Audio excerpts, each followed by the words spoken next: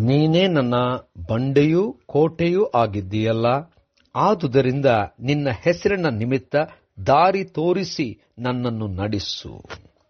ಶುಕ್ರವಾರ 17 ಜನವರಿ 2025 ಇಸ್ವಿ. ಈ ದಿನದ ವಾಕ್ಯ ಧ್ಯಾನಕ್ಕಾಗಿ ನಾನು ಆರಿಸಿಕೊಂಡಿರುವಂಥ ವೇದ ಭಾಗವು ಪೌಲನು ಕೊರಿಂಥದವರಿಗೆ ಬರೆದಂಥ 2ನೇ ಪತ್ರಿಕೆ 4ನೇ ಅಧ್ಯಾಯದ 1ನೇ ವಚನ.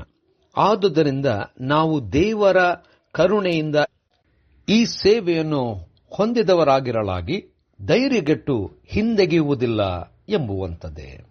ಕರ್ತನಲ್ಲಿ ಪ್ರೀತಿಯುಳ್ಳ ದೇವ ಜನರೇ, ಶುಭೋದಯ. ದೇವರು ನಮಗೆ ಸೇವೆಯನ್ನು ನೇಮಿಸುವಾಗ ನಮ್ಮ ಮೇಲೆ ಕರುಣೆ ಇಟ್ಟಿದ್ದಾನೆ ಎಂಬ ನಂಬಿಕೆಯಿಂದ ಯಾವ ಕಾರಣಕ್ಕೂ ಯಾವುದಕ್ಕೂ ನಾವು ಹಿಂಜರಿಯದೆ ದೇವರ ಕಾರ್ಯ ಮಾಡುವುದಕ್ಕೆ ಮುಂದೆ ಸಾಗೋಣ. ಕರ್ತನಲ್ಲಿ ಪ್ರಿಯರೇ, ಈ ವಾಕ್ಯ ಧ್ಯಾನ ಮಾಡೋಣ.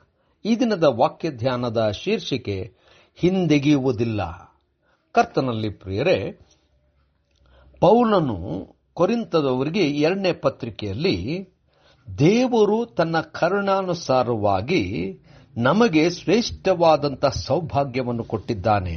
ಯೇಸು ಕ್ರಿಸ್ತನ ನಿಮಿತ್ತವಾಗಿ ನಮ್ಮ ಮಧ್ಯೆ ಇದ್ದಂಥ ಯಾವುದೇ ಅಡಚಣೆಯನ್ನು ತೆಗೆದು ಹಾಕಿದ್ದಾನೆ. ಮೋಶೆಯ ಕಾಲದಲ್ಲಿ ಇದ್ದಂಥ ಅಡಚಣೆ, ದೇವರಿಗೂ ಮನುಷ್ಯರಿಗೂ ಇದ್ದಂಥ ಸ್ಥಿತಿ ಈಗ ಕ್ರಿಸ್ತನ ನಿಮಿತ್ತವಾಗಿ ಇಲ್ಲ.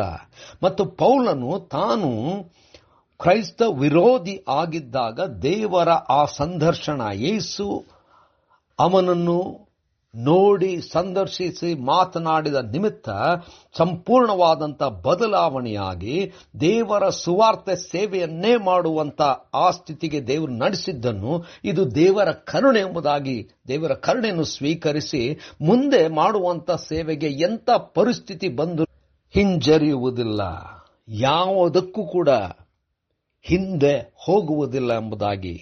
ಕರ್ತನಲ್ಲಿ ಪ್ರಿಯರೇ, ಇದು ನಿಜವಾದಂಥ ಸೇವೆ. ದೇವರು ನಮಗೆ ನೇಮಿಸಿದಂಥ ಕಾರ್ಯವನ್ನು ನಾವು ಅದನ್ನು ತನ್ನ ಕರುಣೆಯ ನಿಮಿತ್ತವಾಗಿ ಕೊಟ್ಟಿದ್ದಾನೆ ಎಂಬುದಾಗಿ ತಿಳುಕೊಳ್ಳುವಂಥದ್ದು ಮೊದಲನೆಯ ವಿಚಾರ.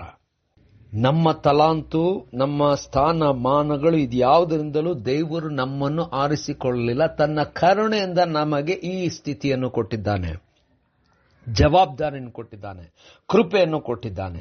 ಇದಕ್ಕಾಗಿ ದೇವರಿಗೆ ಸ್ತೋತ್ರ ಹೇಳುತ್ತಾ, ದೇವರು ನೇಮಿಸಿದಂಥ ಕೆಲಸ ಅದು ಸುವಾರ್ತೆ ಸಾರುವಂಥದ್ದನ್ನು ಯಥಾರ್ಥವಾಗಿ ನಂಬಿಕೆಯಿಂದ ನಮ್ಮ ಪೂರ್ತಿ ಮನಸ್ಸಿನಿಂದ ನಾವು ಸೇವೆ ಮಾಡಬೇಕು.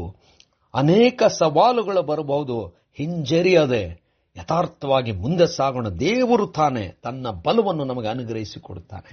ಯೇಸು ನಮ್ಮೊಂದಿಗೆ ಇದ್ದಾನೆ, ಹಿಂಜರಿಯುವುದೇ ಬೇಡ. ಕರ್ತನೇ ದಯಾಮಯ ಸ್ವಾಮಿ, ನಿನ್ನ ಮಗನ ಮುಖಾಂತರವಾಗಿ ಕೊಟ್ಟಂತ ಕೃಪೆಗಾಗಿ ಸ್ತೋತ್ರ, ಈ ಜವಾಬ್ದಾರಿಗಾಗಿ ಸ್ತೋತ್ರ. ಯಥಾರ್ಥವಾಗಿ ಸೇವೆ ಮಾಡುತ್ತಾ ಮುಂದೆ ಸಾಗಲಿಕ್ಕಾಗುವಂತ ಕೃಪೆ ಕೊಡು. ಯೇಸುವಿನ ನಾಮದಲ್ಲಿ ಪ್ರಾರ್ಥನೆ ಬೇಡಿದೆವು ತಂದೆಯೇ, ಆಮೆನ್.